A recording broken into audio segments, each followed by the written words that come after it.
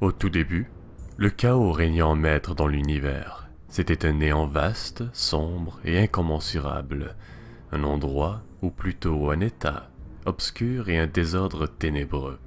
Selon le poète grec Hésiode, le chaos était un abîme sans début ni fin, qui existait seulement pour recevoir un contenu. Ce contenu prit la forme de deux entités engendrées par le chaos. Nyx, la déesse de la nuit, et Ereb, le dieu des ténèbres et de l'obscurité. L'union de ces deux dieux donna naissance au dieu de l'amour, Eros, ainsi qu'à Héméra, la déesse symbolisant la lumière du jour, et Éther, le dieu personnifiant l'air supérieur dans le ciel.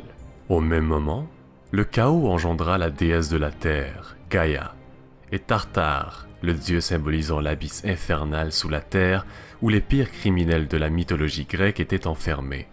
La légende raconte que Gaïa était si fertile qu'elle arriva seule à donner naissance à Ouranos, le dieu tout-puissant du ciel, ainsi qu'à Pontos, le dieu symbolisant la mer. Pour les anciens Grecs, Gaïa était vue comme une mère universelle, car elle avait donné naissance à la plupart des dieux et des déesses primaires. Ouranos avait enveloppé Gaïa de son corps céleste et ensemble, ils eurent premièrement les Cyclopes, qui étaient au nombre de 3, Brontès, Argès et Stéropès. Ensuite, ils eurent les Hécatonchires, ces monstres colossaux dotés de 50 têtes et de 100 bras. Ils étaient également au nombre de 3, Kotos, Briaré et Gyès. Puis finalement, ils eurent les Titans.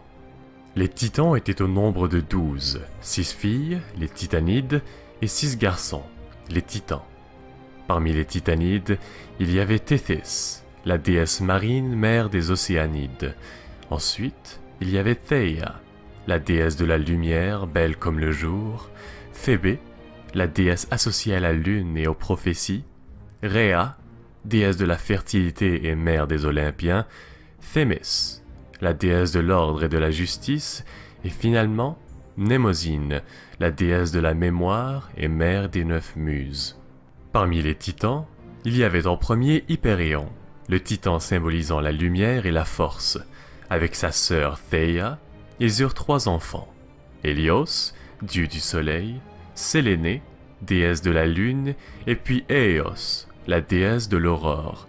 Ensuite, ce fut Koios, le titan représentant l'intellect et les constellations. Puis vint Océan, le titan symbolisant les vastes étendues aquatiques et père de plus de 3000 dieux fleuves et d'océanides. Yapet était le titan représentant un des 4 piliers cosmiques qui retenaient les cieux et la terre.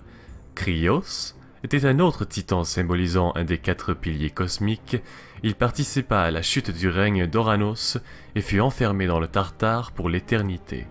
Finalement, le plus jeune et dernier titan que Gaïa et Ouranos eurent ensemble fut Chronos. Malgré le fait qu'il était plus jeune que tous les autres titans de la première génération, il en fut néanmoins le plus charismatique et le plus respecté. Malheureusement pour eux, Ouranos était loin d'être un père exemplaire. Dès la naissance de ses enfants, il les prit en aversion et il les enferma tous au cœur de la terre, par conséquent, à l'intérieur même de Gaïa. Celle-ci fut chagrinée de voir l'état dans lequel étaient ses enfants et ne put contenir sa rage. Elle élabora alors un plan pour se venger d'Ouranos. Elle créa l'acier et le façonna pour en faire une langue faux indestructible. Une fois l'arme créée, elle pria à ses enfants de la débarrasser du cruel Ouranos. C'était Chronos, le plus ambitieux et courageux de tous les titans, qui exécuta le plan avec l'aide de ses frères Hypérion, Yapet, Koios et Krios. Une fois la nuit tombée, Ouranos était rempli de désir et s'apprêtait à s'allonger sur Gaïa. Au même moment, Chronos surgit et castra son père avec la faux. Le sang jaillit et retomba sur Gaïa qui la féconda immédiatement. Le contact du sang d'Ouranos sur Gaïa créa les géants, les nymphes Méliades ainsi que les Érinices. L'écume créée par le membre perdu d'Ouranos dans la mer créa également la déesse Aphrodite. Blessé, agonisant, mais surtout humilié après cet affront à sa virilité, Ouranos prit la fuite vers les cieux et maudit ses enfants. Il émit une prophétie disant que Chronos allait également se faire renverser par ses propres enfants et qu'ils paieraient tous un jour pour leurs actions. C'est ainsi que le règne de Cronos en tant que roi des dieux débuta et que les titans retrouvèrent la paix. Mais cela fut de courte durée. Toujours préoccupé par la prophétie d'Ouranos, Cronos devint un tyran, tout comme son père, et pour éviter de se faire renverser à son tour, dès que l'un de ses enfants naissait, il le mangea aussitôt pour déjouer le destin. Cela ne plut pas du tout à sa femme, Rhea, qui avait le cœur déchiré à chaque fois qu'elle voyait une fois de plus un de ses enfants se faire engloutir par Cronos.